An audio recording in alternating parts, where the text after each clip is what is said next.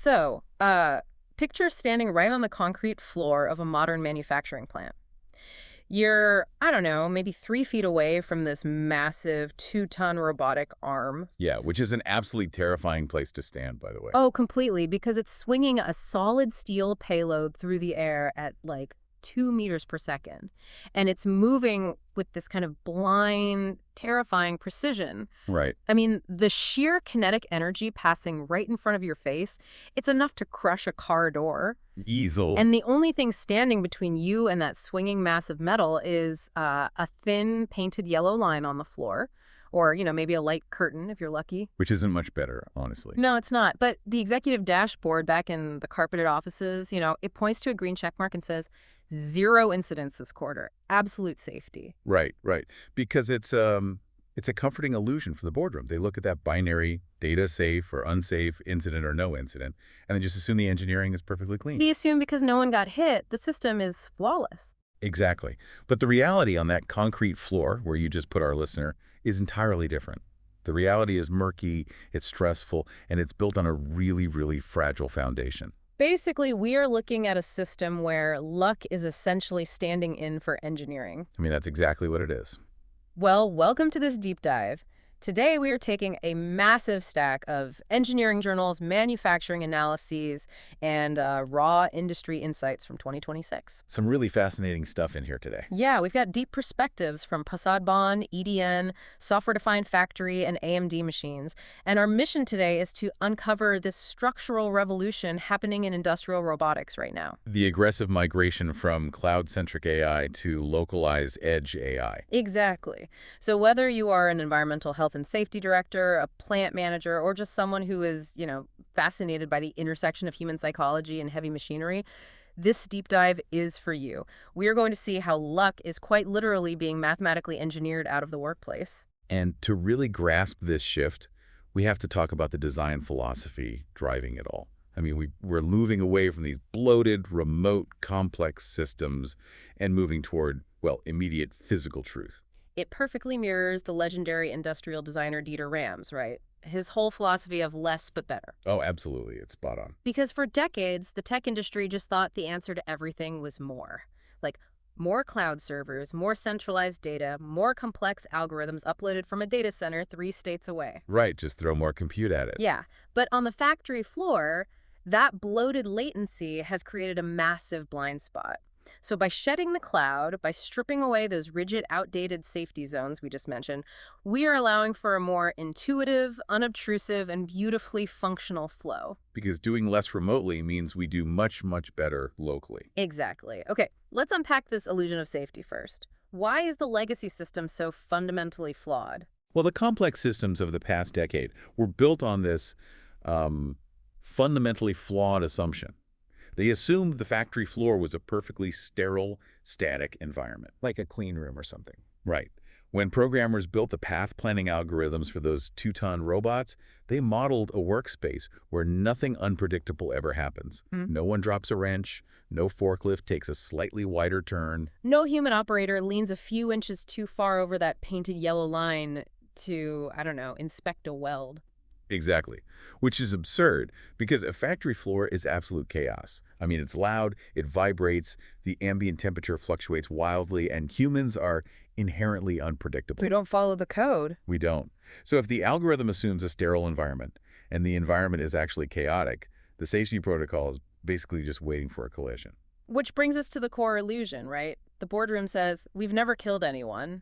But Prasadban's insights in our sources highlight what the frontline operator actually feels. Yeah, that quote is chilling. Their reality is, we just don't really know how close we get. And that quote is the crux of the entire legacy safety problem. We don't really know how close we get because legacy safety systems are engineered entirely around simple proximity sensors and static safety zones. Like those light curtains you mentioned? Yes, basic light curtains. So for the listener trying to visualize this, a light curtain isn't some highly advanced, 3D radar system. It's essentially just a dense grid of infrared beams. Right, it's very simple technology. It's exactly like that little invisible tripwire sensor at the bottom of your garage door that stops it from crushing your trash can, right? That is precisely what it is. It is a binary switch.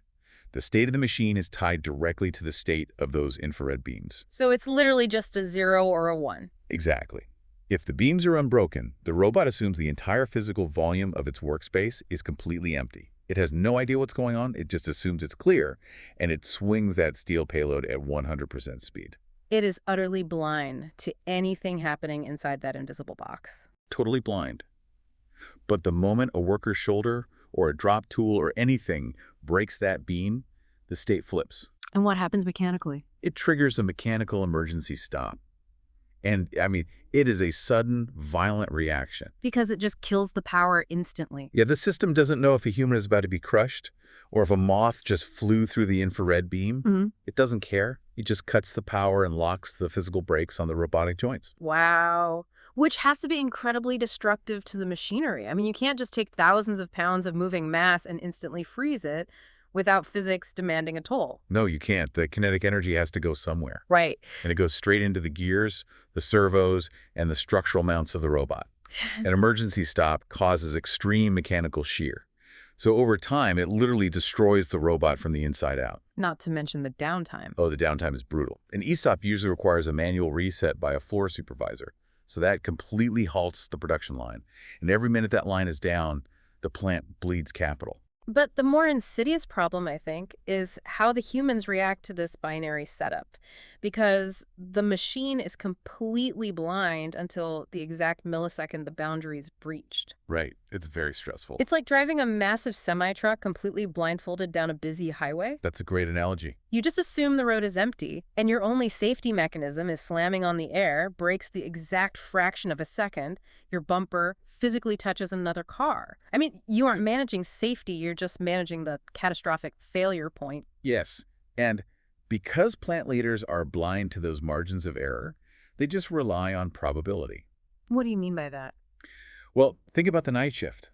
An operator is tired. They lean in to check a fixture. They don't break the light curtain, but they get within, say, 3 inches of a robotic swing that would have shattered their ribs. Oh, man. The operator flinches, the robot barely clears their shoulder, and the shift just continues. Because the beam wasn't broken. Exactly. Because that near miss didn't trigger an emergency stop, it leaves no physical data trail. The system logged a safe interaction. And the frontline workers certainly aren't going to voluntarily file a manual safety report for a near miss. No, why would they? That requires shutting down the cell, filling out paperwork, and potentially getting reprimanded for being out of position. So they just absorb the stress. The tension literally becomes physical. The entire safety protocol is floating on unmeasured luck. It really is. So, okay, if the problem is that the robot is physically blind until the boundary is broken, the seemingly obvious technological fix is just to give it eyes. Right, that's what everyone thought. Yeah. We have unbelievable computer vision today. Why not just mount high-definition cameras all over the robotic cell, stream that video feed up to the cloud, have an AI analyze the room, spot the human, and send a signal down to the robot saying, hey, slow down, someone is standing too close, boom, problem solved. If the universe functioned without the constraints of time and space, that would work perfectly. But physics ruins everything. Physics absolutely ruins everything. The laws of physics do not negotiate. And this is exactly why the entire industrial sector right now, in 2026, is aggressively abandoning cloud-centric AI for these applications. Because the cloud has a fatal flaw on the factory floor? Yes. Round-trip network latency. Okay, so we are talking about the physical speed of the internet, but wait, cloud server farms have thousands of cutting-edge GPUs. They are infinitely more powerful than whatever tiny computer you could bolt to the side of a dusty welding machine. True. Why abandon all that infinite computing power? Because computational power is entirely useless if the answer arrives too late. Latency isn't just a slight delay. It is a physical limitation based on distance and network architecture. So let's trace this. Walk me through the exact journey of that video feed I just suggested. Okay, let's trace it. You have a 4K camera on a factory floor in, let's say, Ohio. It captures a frame of video showing a worker stepping too close to the machine. Yeah. That data packet has to be encoded first. Then it travels through the factory's local copper or fiber network. It hits a router. It goes out to an internet service provider. And now it's out in the wild. Yeah, now it's traveling hundreds of miles through fiber optic cables underground. It hits a massive data center in Virginia. It gets queued up. Waiting in line with everyone else's data. Exactly. Then it gets processed by the cloud GPU, which successfully identifies the human. Great. But then the stop command has to make the exact same chaotic, multi-hop journey all the way back to the robot controller in Ohio. Okay, so even moving at near the speed of light through glass fibers, with all those network hops, the router buffering, the encoding and decoding, how much time does that actually take in the real world? In a best-case scenario, with a highly optimized industrial network, you are looking at 100 to 200 milliseconds of round-trip latency. 100 to 200 milliseconds. And if there's network congestion, it's even worse. See, to a human, 100 milliseconds sounds like absolutely nothing. I mean, the blink of a human eye takes about 300 milliseconds. So the cloud is returning an answer 3 times faster than I can blink. That sounds incredibly fast. In human conversation, sure, it's instantaneous. But in the physical reality of a robotic work cell, 100 milliseconds is a massive window of vulnerability. Because the robot is moving. Fast. A robotic arm moving at 2 meters per second will travel 20 centimeters, nearly 8 inches, in 100 milliseconds. Wow. Okay, that frames it. Yeah. So if you are waiting on a server in Virginia to tell a robot in Ohio to avoid a collision, the robot has already swung 8 inches. The collision has already happened, the worker's already injured, and the cloud's brilliant safety command arrives a fraction of a second too late to matter. The cloud is incredibly smart, but it is fatally slow. I mean, 100 milliseconds is quite literally the difference between a near miss and a casualty. Which is why you cannot rely on the cloud for any system that requires deterministic real-time reaction. Deterministic. Explain what that means in this context. Deterministic means the system is mathematically guaranteed to respond within a specific strict time frame every single time, without exception. No variable delays. None. And the public internet is, by definition, non-deterministic. Packets get dropped, routers get congested. You just can't guarantee it. The EDN article in our sources provided a brilliant, high-stakes example of this determinism requirement, right? Outside of robotics. Yes, detecting dangerous arc faults in high-energy electrical switches. Okay, an arc fault. Let's define that. That's when electricity essentially jumps through the air, right? Like a massive spark or a mini lightning bolt inside a circuit breaker. Yeah, exactly. It's a huge fire hazard in residential or commercial buildings. The air ionizes, the temperature spikes instantly, and it can ignite surrounding materials in literally milliseconds. And traditional physical sensors struggle with this, don't they? They do, because factories and commercial buildings are incredibly noisy electrical environments. You have giant HVAC motors turning on and off, creating all sorts of false positive electrical signals. So it's hard to hear the signal through the noise. Right. So engineers realized they could use AI-based trigger detection. An AI can analyze the electrical signature in real time and differentiate between a normal motor starting up and a catastrophic arc fault. But linking back to our latency problem, if you send that electrical signature to the cloud for analysis, by the time the cloud confirms it's an arc fault and sends the signal to trip the breaker, the building is already on fire. the physics of the event move faster than the network. Precisely. The AI has to live on the edge, right at the circuit breaker, to trip it instantly. So speed is paramount. But the shift from cloud to edge isn't just driven by speed, is it? It is also driven by massive privacy and bandwidth constraints. Oh, absolutely. Think about where else edge AI is being deployed right now. The sources highlight in-vehicle occupancy sensing. Okay, what is that? This is the technology that detects if a child or a pet has been accidentally left in the back seat of a hot car. Or another example is occupancy sensors in hotel rooms and corporate conference spaces. Right, designed to optimize the HVAC and lighting based on exactly how many people are in the room. Exactly. But wait, privacy in a factory? I understand latency, but how does privacy force AI out of the cloud in those examples? Well, you absolutely cannot stream a constant 24/7 video or audio feed from the inside of someone's private car or a hotel room to a centralized cloud server. Oh, of course not. The privacy implications are an absolute nightmare. The liability would be astronomical. People would never accept it. So this is where the philosophy of less but better comes in perfectly. Dieter Rams to the rescue again? Yes. Edge AI allows the localized computer chip to ingest the video or radar data right there in the hotel room. It runs the neural network locally, makes a mathematical decision like, yes, there are 2 humans in this room, Yeah. and then immediately purges the raw video data. So it never leaves the room. Never. The only thing it transmits to the central building management system is a tiny, anonymous text payload. Room 402, occupancy equals 2. It extracts the insight and burns the evidence. I love that phrasing, yes. And back on the factory floor, this localized processing also solves an existential bandwidth crisis. Oh, so. Well, the software-defined factory source gave us a staggering metric regarding weld quality cameras. Okay, so if you are pointing a high-definition camera at a robotic welding tip to analyze the quality of the metal bead as it's being laid down, I imagine that is a tremendous amount of visual data. It is an ocean of data. Mhm. If you deploy edge AI cameras on a busy robotic welding line, a single camera analyzing high-speed weld beads might process 2 terabytes of raw image data every single shift. Wait, 2 terabytes per shift, per camera. Yes. If you have 20 welding cells in a plant, you are talking about trying to push 40 terabytes of video out to the cloud every 8 hours. You literally cannot pipe that much data through a factory's local network fast enough. You can't. The physical infrastructure would choke. Yeah. You'd saturate the entire plant's network in minutes. Your enterprise resource planning software would crash because the weld cameras are hogging all the bandwidth. So how does Edge AI fix the pipe problem? By bypassing the pipe entirely. The camera itself houses an embedded GPU. It runs a lightweight, highly optimized neural network locally. It analyzes the weld frame by frame, flags any microscopic defects within 50 milliseconds, and then just throws away the video. And what does it send to the cloud? At the end of the day, it only sends about 50 megabytes of summarized quality metrics, just timestamps and defect coordinates. You shrink 2 terabytes down to 50 megabytes. That is a 97% reduction in data transfer. It's incredible. It is the ultimate expression of unobtrusive design.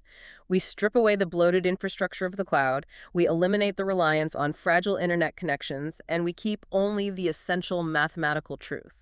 Because if the cloud is too slow and the data pipe is too narrow, the brain must be forced to live right next to the muscle. The brain living right next to the muscle. I love that. And that strict physical constraint cramming the compute power into a box on the factory floor is exactly what makes a new, incredibly elegant safety mechanism possible. Yes, it is. Okay, so we've established the problem. The old binary light curtains are blind, rigid, and rely on luck. We've established that the cloud is entirely too slow and bloated to fix it. This brings us to the real pivot point of the Industrial Revolution happening right now in 2026. We arrive at what we can call essential geometry. The edge perception sequence. This is where we replace those rigid blind sensor zones with real-time adaptive robot yielding. And this is where the engineering gets really beautiful. But if I am an engineer trying to build this, I can't just bolt a standard consumer laptop to a steel gantry next to a sparks flying welder and expect it to survive, right? Let alone process vision fast enough to stop a 2-ton arm. How do you get enough computing power out of a sealed, ruggedized box to do this math in milliseconds? You have to completely rethink the silicon. You really do. To achieve sub-50 millisecond inference response times, the industry is relying on specialized industrial processors. What kind of processors are we talking about in 2026? The sources specifically point to architectures like NVIDIA's Jetson Orin platforms, Intel's Meteor Lake industrial chips, and Qualcomm's dedicated industrial AI processors. So these are not your standard desktop CPUs. Not at all. They have massive neural processing units, or MPUs, built directly onto the silicon. They are specifically designed to execute machine learning algorithms in parallel. And they have to survive the physical environment. I mean, factories are hot, they are full of microscopic metal dust, they vibrate constantly. Right. A processor with a standard cooling fan would suck in that metal dust and short circuit in a week. So how do they cool them? These edge nodes are entirely fanless. They use heavy, finned aluminum enclosures that act as massive passive heat sinks to dissipate the thermal load of the processor. No moving parts. Zero. And the software running on them undergoes a fascinating process called model quantization. Quantization, let's unpack that. So you take a massive AI model that normally requires floating point precision-like really complex decimals, and you mathematically compress the neural weights down to 8-bit integers. You simplify the math. Exactly.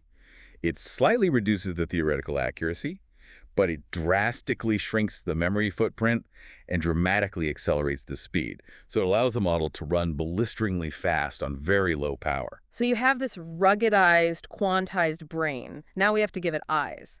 How does the hardware actually map the space around the robot? You take these local edge compute nodes and attach them to a fused array of optical cameras and LiDAR sensors mounted above the robotic work cell. Okay, LiDAR light detection and ranging.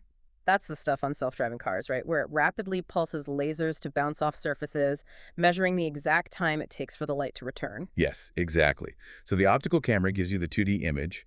It identifies, that is a human, that is a forklift, that's a bin. And the LiDAR gives you the exact millimeter depth of the entire room, So the brain is directly wired to the eyes, and all the math happens locally. right there on the gantry. The system fuses the camera and LiDAR data to build a highly accurate 3D topographical map of the physical space in real time. It knows where everything is constantly. Yes. And it calculates a continuous risk score. We're completely abandoning that binary safe or unsafe box from the light curtains. The space becomes a mathematical gradient. Precisely. The edge node calculates the exact physical geometry of the robot's mechanical arm, the current trajectory and speed of the payload, and it tracks the real-time velocity vector of the human worker. Here's where it gets really interesting. It's moving from a system of brick walls to a system of magnetic fields. Oh, that is exactly how it functions physically. Because with the old light curtains, the safety zone was a brick wall. You cross the invisible line, you hit the wall, the system violently slams the brakes and halts production. Right, mechanical shear, alarms, all of it. But with this localized edge AI mapping a 3D gradient, it's a magnetic field. As the human steps closer to the robotic cell, the continuous risk score increases. The edge node detects the proximity in milliseconds, and instead of a hard stop, it sends a localized command to the robot controller to execute an adaptive slowdown. Yes. The closer the human gets, the stronger the magnetic repulsion. The machine smoothly, kinematically yields to the human. And how fast does that reaction happen? The entire sequence takes less than 50 milliseconds.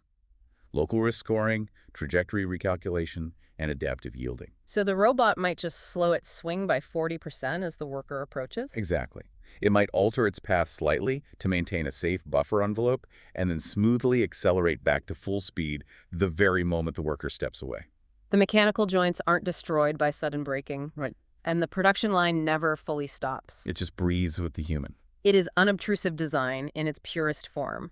The machine is acting predictably and politely in an unpredictable environment. And, the psychological impact of that on the floor worker has to be monumental. Oh, it fundamentally changes the ergonomics of the job. Mm-hmm. We talked earlier about the tension the operator feels, right? That constant low-level anxiety of proximity to heavy machinery. Relying on luck and flinching every time the heavy metal swings by. Exactly. When the machine smoothly yields to your presence, it restores dignity to the operator. They feel seen by the system. They aren't just an obstacle waiting to trigger an alarm. They are a recognized variable in a collaborative space. It's a profound mental health upgrade for the manufacturing sector. But as beautiful as that is, we have to be realistic here. Plant managers and executives rarely sign multi-million-dollar purchase orders for edge hardware just for good vibes and psychological comfort. No, they absolutely do not. The engineering has to justify the capital expenditure. So let's bridge that gap between unobtrusive safety and the bottom line. Let's explore how replacing luck with localized data fundamentally changes the governance, the ROI, and the profitability of the entire plant. Because if an executive looks at their legacy dashboard and sees zero accidents, why would they spend money to fix a problem they don't believe exists? Right. So why do they? Because you cannot manage a liability that you cannot measure. Legacy safety systems hid the danger. They swept the near misses under the rug of probability. But edge AI illuminates the danger mathematically. Because it's recording everything. Yes. Every single time that robotic arm smoothly yields to a worker, every time that invisible magnetic field is activated, the edge system logs the event. It creates a paper trail. A digital one, yeah. It records the exact timestamp, saves a short anonymized video clip of the interaction, and records the mathematical risk score. Prasad Bhan refers to this process as restorative engineering, right? Yes. It restores operational agency to the plant management by taking anecdotal, invisible risks and translating them into quantified telemetry. And that telemetry is absolute gold for an EHS director. Oh, it changes their whole job.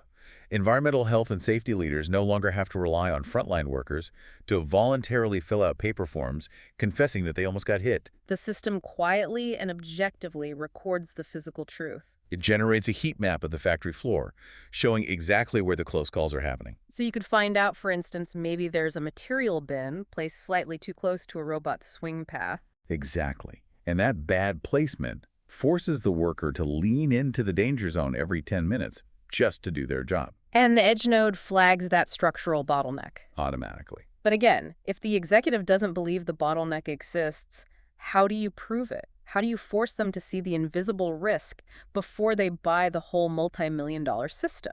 You deploy the shadow mode protocol. I love the mechanics of this. It sounds like an espionage tactic, but it's actually a brilliant piece of auditing. Walk me through this 48-hour validation signal. Okay, so if you have a skeptical plant manager, you don't rip out their legacy safety systems. You just take one of these ruggedized edgeai compute nodes and you bolt it to an I-beam directly above a high-traffic robotic cell. You wire it to an overhead camera and a LiDAR array. Yes, but, and this is the crucial part, you do not connect the edge node to the programmable logic controller, the PLC, that drives the robot. So it has no physical control over the machine. It can't stop the robot. It can't slow it down. Correct. It runs entirely in parallel. It is a silent observer. Like a dash cam. Exactly like a dash cam. It just watches the cell for 48 hours, running its neural network, building that 3D gradient, and tallying the invisible risk. It calculates the proximity scores in real time without ever interfering with the physical operation of the cell. And what are they looking for at the end of that 48 hours? What's the catch? The pass-fail threshold is stark. If that silent edge node flags 3 high-risk near misses within a 48-hour window of events where a human worker intersected a high-velocity robotic trajectory by mere inches, you have proven the liability. Because you can cross-reference those 3 time-stamped events with the legacy safety logs. Yes, and the legacy logs will be completely blank. Because the light curtain wasn't broken, the emergency stop wasn't triggered, and the worker didn't file a report. Exactly. Imagine being the EHS director sitting in a boardroom pulling up a digital report and showing the executives a 3D simulation of a 2-ton robot arm missing a worker's head by 4 inches, time-stamped yesterday at 2:00 a.m. A near miss that the existing multi-million-dollar safety infrastructure completely failed to register. The delta between the perfectly green executive dashboard and the terrifying physical reality captured by the edge AI forces an immediate structural review. You simply cannot unsee that data. It moves the entire conversation from hypothetical workplace safety to quantified corporate liability. And once you have proven the value of localized compute for safety, the profitability argument scales exponentially into other areas of the factory. Because the ROI of a robot in 2026 is directly tied to the data it generates at the edge. If you aren't measuring the near misses or the micro defects, you are actively leaking capital. So what does this all mean for the bottom line? The AMD machine's source heavily emphasized this secondary wave of profitability, specifically focusing on autonomous quality inspection. Yes, the economics of computer vision have finally aligned. The foundational technology has been proven for a few years by legacy machine vision companies like Cognex and Keyence and AI startups like Landing AI. But what changed the paradigm in 2026? The hardware cost.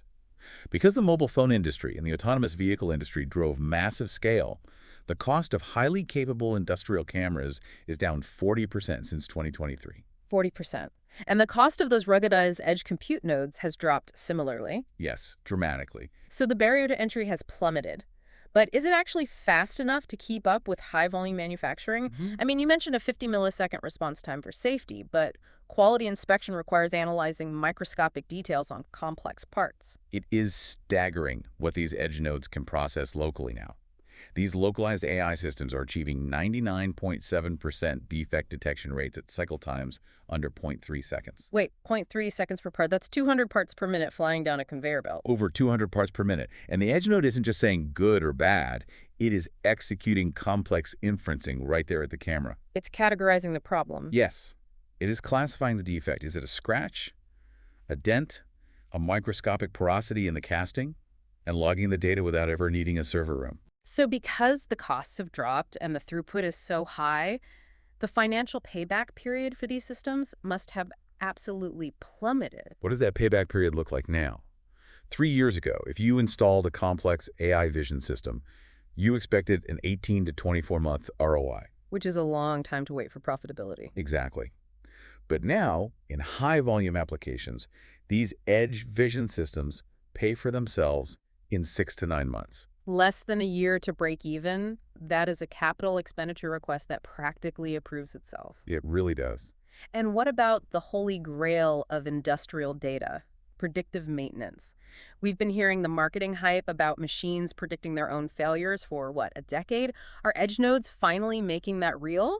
Well, the marketing hype outpaced the physics for a long time, mostly because companies tried to do it in the cloud. Right, streaming vibration They data. would stream raw vibration data to a server and try to analyze it. Hmm. But as we discussed, the latency and bandwidth issues made it unwieldy. So what's different in 2026? Predictive maintenance is finally delivering consistent ROI, but only for the facilities that move the analytics to the edge. How does that work mechanically? You install high-frequency acoustic and vibration sensors directly onto the spindle of a CNC machine, or the gearbox of a robotic arm. Just sticking microphones and accelerometers on the metal? Basically, yeah. These sensors capture thousands of data points per second. The localized edge node takes that raw acoustic data and runs a fast Fourier transform. A mathematical algorithm that isolates specific frequencies. Okay. Exactly. It isolates the frequencies of vibration. The edge AI knows exactly what a healthy bearing sounds like. It knows the normal hum. Yes. And if a microscopic fissure begins to form inside a steel ball bearing, it subtly changes the acoustic frequency of the machine, days before the bearing actually breaks. The edge node hears the microscopic change in pitch. Yes. It runs the inference locally, detects the anomaly, and sends a simple low-bandwidth alert to the maintenance team. It'll say something like, Gearbox 4 will fail in approximately 72 hours. Replace during scheduled downtime. That is incredible. And what's the result of that? Facilities utilizing this localized architecture are seeing 40 to 50% reductions in unplanned downtime. Let's put some hard dollars and cents to that. What does an hour of unplanned downtime actually cost a modern plant? In highly automated, high-utilization environments, like CNC machine tending, where a massive machine is cutting aerospace titanium 20 hours a day, unplanned downtime costs anywhere from $5,000 to $15,000 per hour. Per hour. Wow. So if a spindle bearing shatters mid-shift and it takes them 6 hours to source the part, clean the machine, and recalibrate it, that's potentially a $90,000 loss in a single afternoon. Exactly. Predicting that failure 72 hours in advance, ordering the part, and swapping it out during a scheduled 30-minute shift change, that pays for the entire edge monitoring infrastructure for the whole year. Okay, so we have the elegant, unobtrusive geometry of adaptive safety saving lives and sanity. We have the undeniable sub-1-year ROI of autonomous quality inspection. And we have the massive capital savings of edge-based predictive maintenance. I mean, the hardware costs have dropped. The chips are robust. The physics make sense. It sounds like an absolute manufacturing utopia. It does.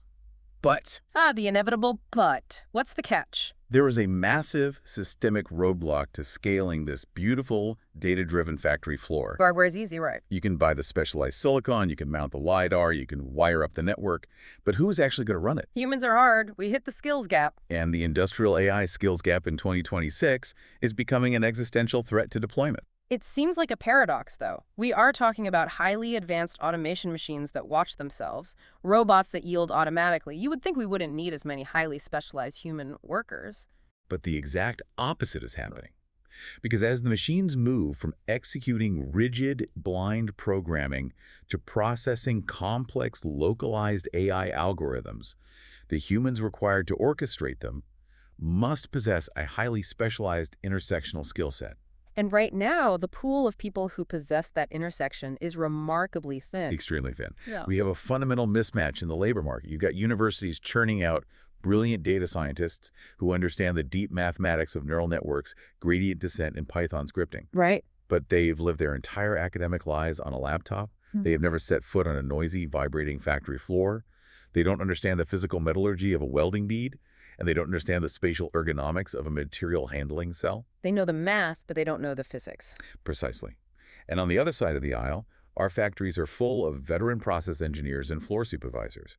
These are people who have spent 20 years listening to the hum of a CNC machine. They know exactly how much tension is required for a mechanical joint.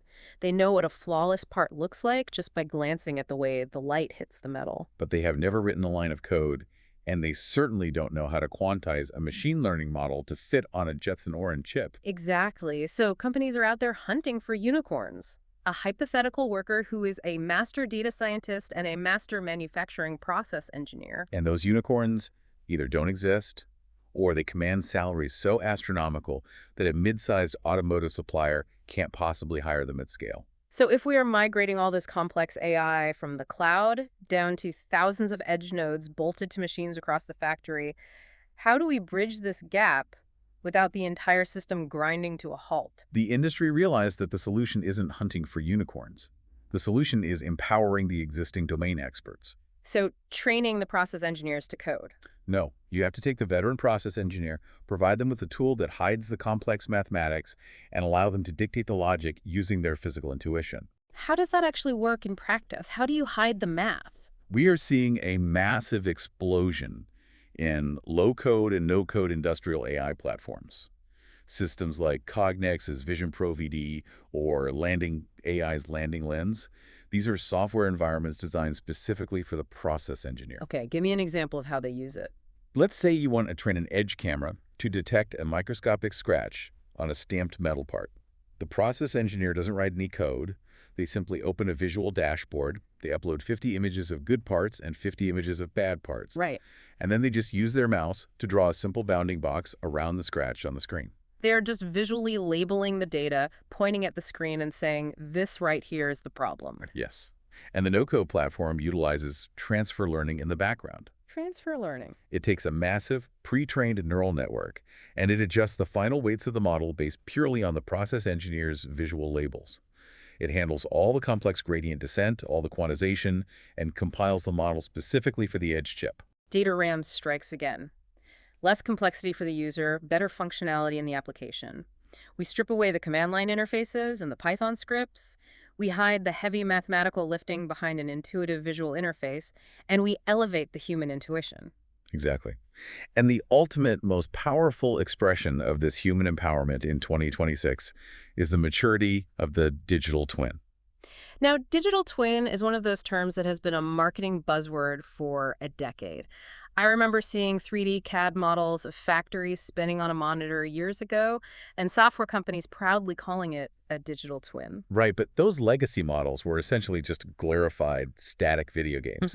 They showed you what the physical geometry of the factory looked like, but they had no physical logic. No physics. None. The 2026 generation of digital twins platforms like Siemens Accelerator, NVIDIA Omniverse, or Rockwell's Emulate 3D are fundamentally different architectures. How so? They integrate real-time sensor telemetry from the edge nodes, advanced physics-based simulations, and machine learning into a continuous closed feedback loop. So it's not just a picture of the factory. It's a living, breathing, mathematical simulation tied directly to the physical metal. It is entirely predictive. Instead of showing you the current state of the floor, these systems simulate exactly what will happen if you change a physical parameter in the real world. Let's ground this for the listener. Say I am a floor engineer tasked with upgrading a robotic cell. I need to swap out the end effector, the actual mechanical gripping tool at the end of the robotic arm, because we are switching to a slightly heavier, differently shaped part. In the old days, how painful was that process? It was a highly disruptive trial and error nightmare. You'd have to manually shut down the physical production line. You lock out the power. A technician physically unbolts the old tool and installs the new, heavier gripper. Okay, sounds like normal maintenance. But then the programmer has to manually reprogram the path planning to account for the new shape. You run a slow test swing. You realize the heavier gripper has a different center of mass, so it overshoots the target. So you stop. You stop. You tweak the code. You test again. You realize the motors are overheating because of the extra weight. It took days of physical downtime. Highly disruptive. And again, bleeding capital the entire time the line is down. How does the 2026 digital twin change that workflow? The engineer never touches a physical wrench until the math is proven. They open the digital twin environment. They swap the virtual end effector on the virtual robot. And the twin just figures it out. Utilizing historical telemetry from the edge nodes and highly accurate physics simulation, it instantly models the physical reality. It calculates the new kinematic inertia of the heavier swing. It models the thermal load on the robot's physical mowers, predicting exactly how hot they will get after 4 hours of continuous operation. Oh. It even recalculates the adaptive safety magnetic field we talked about earlier to account for the wider geometry of the new tool. It solves the physics in the matrix. Yes, it predicts the exact new cycle time within 2% accuracy before anyone ever steps onto the concrete floor. And what if they want to make other changes? If the engineer wants to add a second shift or change the lighting, the twin models the potential impact on the optical edge cameras based on historical performance data. This entirely simulated workflow is called virtual commissioning. You program, debug, and optimize the entire robotic cell offline. The AMD Machine's source highlighted the sheer efficiency of this. They noted that robust virtual commissioning reduces the actual physical commissioning time by 30 to 40%. Because you isolate the variables. You solve the physical collisions, the thermal limits, and the programming bugs in a risk-free digital environment before you ever bend a piece of real metal or risk a human operator. But this profound shift toward no-code platforms and predictive digital twins raises a critical, almost philosophical question about the workforce. What's that? If we are giving the veteran floor workers these highly advanced visual tools, and the digital twins are executing the heavy mathematical simulations in the background, does this mean the traditional AI developer, the data scientist writing the code, is going to be phased out of the industrial world entirely? Are we just automating the automators? The roles aren't disappearing. They are simply retreating from the front lines. The AI developers are moving down into the foundational infrastructure layer. Retreating to the plumbing, essentially. Exactly. The AI developers will build the massive foundational models. They will write the complex compilers that mathematically shrink those models so they can run on tiny edge chips without melting the silicon. So they are building the tools that make the tools. Yes. They will build the MLOps pipelines, the background software architecture that allows a plant manager to deploy a newly trained safety algorithm across 2,000 distributed edge nodes simultaneously with a single click. I see. They pour the concrete for the highways, but the factory workers are the ones actually driving the cars. Precisely. The domain experts, the people who understand the physical reality of the factory, will dictate the applied logic. They will be the ones who visually define what a good weld looks like. They will mathematically define the perimeter of what safe proximity feels like for their specific team. The AI developer builds the incredibly complex tool. The veteran mechanic actually wields it to forge the physical product. This has been a truly staggering journey through the physical and digital realities of the modern factory. Let's synthesize exactly what we've uncovered in this deep dive. Let's do it. We started by confronting the illusion of safety. We looked at the diagnostic muddy waters of executive dashboards that pointed to zero incidents while relying entirely on rigid binary light curtains, aggressive emergency stops, and the sheer luck of the frontline worker to avoid disaster. We moved from that illusion into the physics of latency. We explored exactly why the massive power of the cloud fundamentally fails the factory floor. Because the speed of light through a fiber optic cable is simply too slow to stop a 2-ton swinging arm in time, and the sheer volume of high-definition industrial data is too massive for the network pipes. Which brought us to the edge perception sequence, the beautiful essential geometry of forcing the brain to live right next to the muscle. We looked at how specialized, ruggedized silicon processes continuous risk scores in under 50 milliseconds. We saw how this localized math replaces violent emergency hard stops with an invisible magnetic field, a smooth, adaptive robot yielding that restores dignity and safety to the operator. And we saw how this exact same localized architecture translates restorative engineering into undeniable ROI.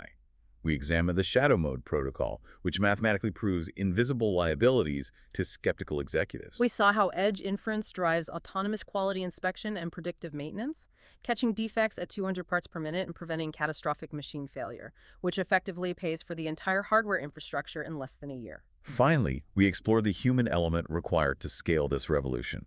We recognize that the factory of the future isn't operated by hypothetical unicorns who master both data science and metallurgy. It is run by empowered, veteran process engineers utilizing visual no-code tools and physics-based digital twins to seamlessly orchestrate the chaos. The entire structural shift we are witnessing in 2026 is an absolute validation of Dieter Rams' design philosophy.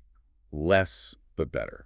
By processing data locally at the edge, we ruthlessly strip away the bloated latency and vulnerability of massive cloud infrastructure. By replacing rigid binary safety zones with real-time adaptive perception, we create a seamless, intuitive, and unobtrusive flow between human and machine. We remove the unnecessary bloat so that the essential physical truth may speak. And before we close this deep dive, I want to leave you, the listener, with a final provocative thought to mull over as you visualize these spaces. What is it? Well, we spent a lot of time today dissecting the math, the physics of latency, and the hard economics of these edge AI robotic cells. But consider the long-term psychological evolution of humans working inside them. Right. As these heavy machines begin to smoothly yield and adapt to human movement in real-time reading, our velocity, our trajectory, our presence in milliseconds, will the fundamental psychology of the factory worker shift. When a 2-ton mass of industrial metal stops acting like a blind, rigid tool that demands constant, exhausting vigilance. Exactly, and starts acting more like an incredibly polite, hyper-aware coworker that intuitively anticipates your movements and gives you space. How will that change the emotional and physical relationship between humanity and heavy industry in the decades to come? It's a profound transition. We are fundamentally evolving the factory floor from a state of managing persistent fear to a state of collaborative trust. We started today looking at a broken binary safety dashboard. Safe or unsafe, green or red, wall or no wall. But the future of the factory floor isn't binary at all. It's fluid, it's adaptive, and for the first time in the long, loud history of heavy industry, the machines are finally opening their eyes.